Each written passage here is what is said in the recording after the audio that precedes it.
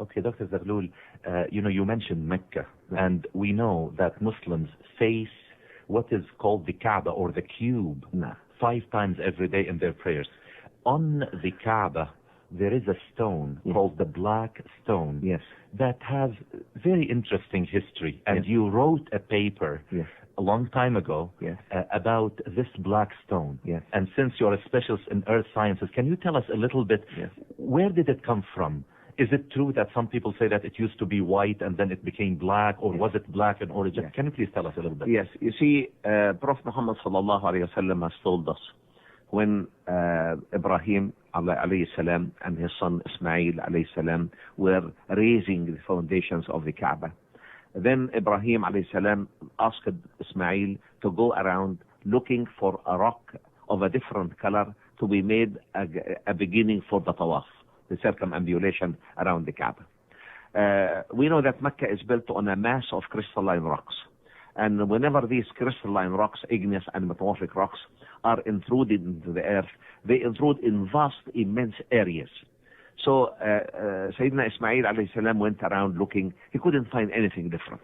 When he came to his father by sunset, he said, "Father, I couldn't find anything." But he found a huge block of rock by him, and Ibrahim told him, "It was brought to me by Jibreel alayhi salam."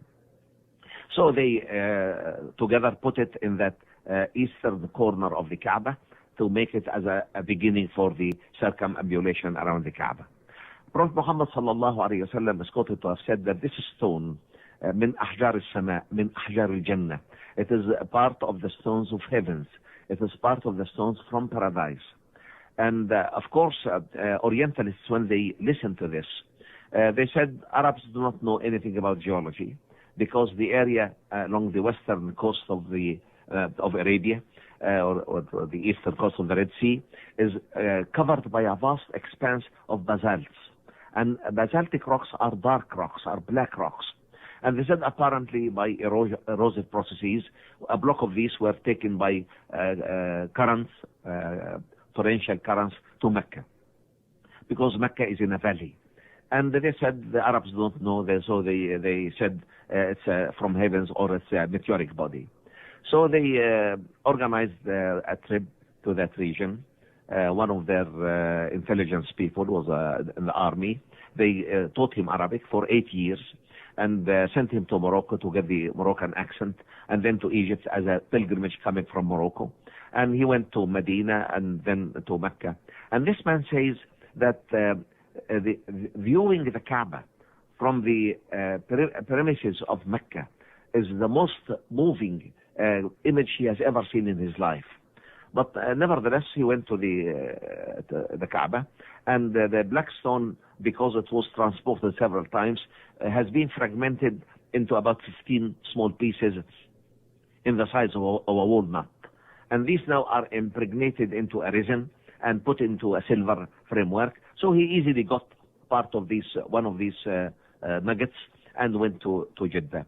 I don't want to make the story too long, but he came to the British Museum Natural History in London. They thin-sectioned that rock.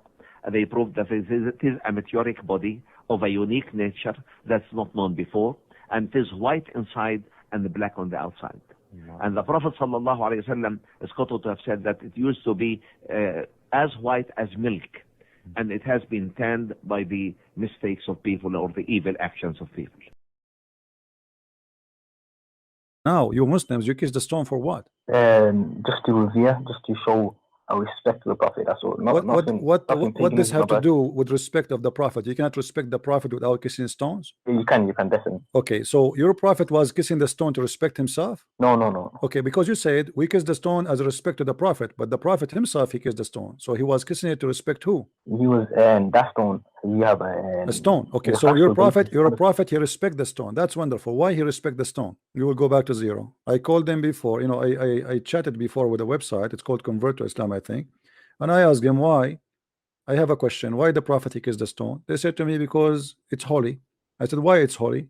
They said because he kissed it. I said what? Why he kissed it? I said what's wrong with you? I just told you. So what you told me? You told me he kissed it because it's holy. I asked you why it's holy. You said because he kissed it. They claim that they are monotheist and they worship one God, but the fact Islam is routed to death with paganism. Everything you see around you is a pure pagan.